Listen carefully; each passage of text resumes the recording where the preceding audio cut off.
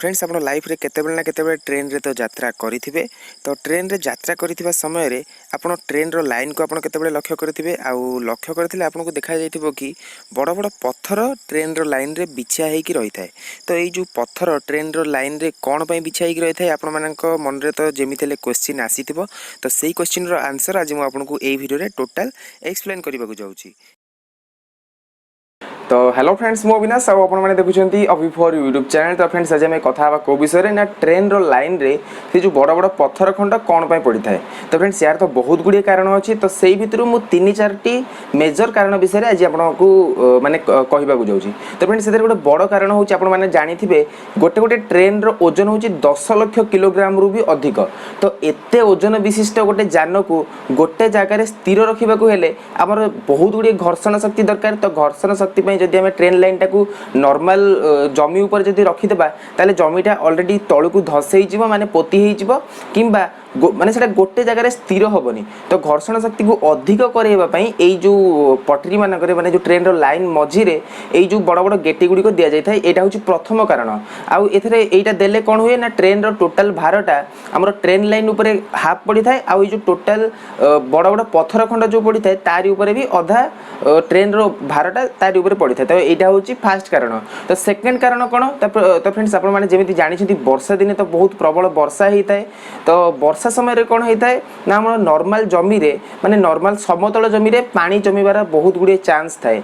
तो एई जो train line गुडी को हेई थाए ट्रेन लाइन भूमि पृष्ठ टू अधिक ऊपर को टिके हेई थाए माने टिके ऊपर को हेई थाए जेमिति पानी जेमिति न जमीबो। आउ एइटा जदि हमर नॉर्मल माटी रे हेई तांता किबा सिमेंट रे जदि हेई तांता एथरे पानी जमीबार चांस बहुत हेई तांता। ए आउ पानी जमिले ट्रेन रो यातायात हेई पार न तांता।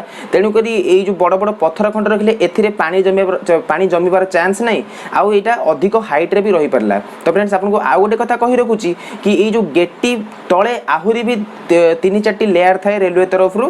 तो सेथि पई ट्रेन रो लाइन गुडी को बहुत मजबूत थाए। तो एटा होची सेकंड कारण वर्षा दिने पानी न जमीबा कारण रु ट्रेन लाइन गुडी को सुरक्षित थाए। आउ ट्रेन यातायात रे कोनोसी भी बाधा प्राप्त होई न थाए। तेनु करी ट्रेन रो पटरी माने करे बड़ बड़ पत्थर खंड बा चिप्स दिया जाय थाए। तो एटा होची सेकंड कारण। तो थर्ड कारण कोन ना जदी आमे समतल भूमि पृष्ठ ऊपर जदी आमे ट्रेन लाइन टाकू माने तयारी करिबा तो ता ऊपर गच्छ पत्र किबा घास घुस हेई जिबार बहुत गुडी चांस अछि।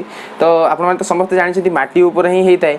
तो एई जो पत्थर खंड हेई थाए माने गेटी गुडा करे गच्छर माने गच्छ बढ़िबा पई माटी ही न थाए माने बहुत गभीरता पर्यंत माटी न थाए। तेनु करी गच्छ भी एथरे बढ़ी पारेनी कोनोसी घास भी एथरे बढ़ी पारेनी। तेनु करी हमर जो ट्रेन रो लाइन रो मझी रे बड़ बड़ पत्थर खंड दिया जाय थाए।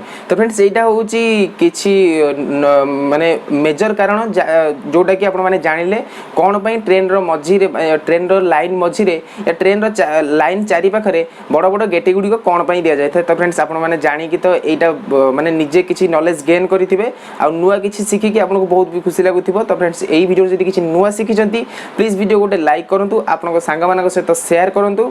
आउ आगु को प्रकार रो वीडियो आपन देखिबे तार कमेंट निश्चय तळे करिवे। तो देखा आ गोटे नो वीडियो रे सेति पर्यंत over and out good bye.